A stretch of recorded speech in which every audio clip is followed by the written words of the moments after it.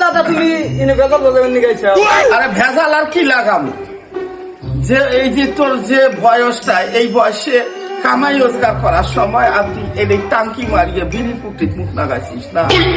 বিড়ি কি খালি আমি একলাই খাই? হ্যাঁ? আমার বয়সে যত ছেলেরা আছে একলাই খায়।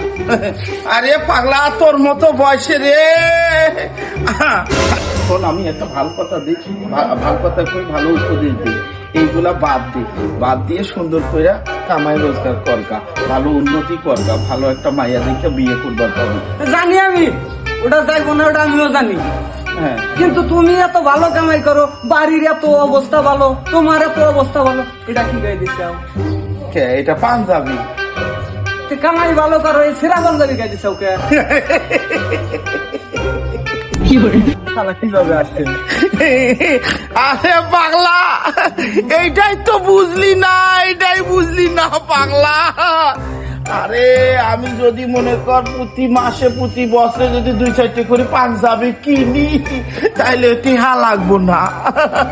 কি মিয়া ভাই, টেহা লাগবো না কম দিই।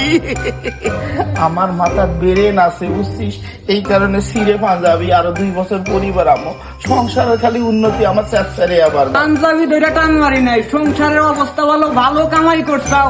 এই যে বাজার ঘাটে আইসা যে সেরা পাঞ্জাবি গাইতে ঘুরে বেড়াও, আর মানুষকে ভালো ভালো উপদেশ দেয়। জায়গা ভালো বইলা ভালো উপদেশ দিলাম, তো উপদেশটা মানলি না, একদিন ঠিক হয়ে টেরটা পাবি।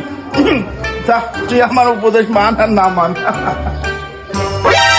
কি রে, ভালো উপদেশ দিবার আইছে, নিজে ভালো কামাই করে, নিজে ভালো পোশাক পরা হারে না, ভালো কিছু কেনা হারে না, দেয় ভালো উপদেশ।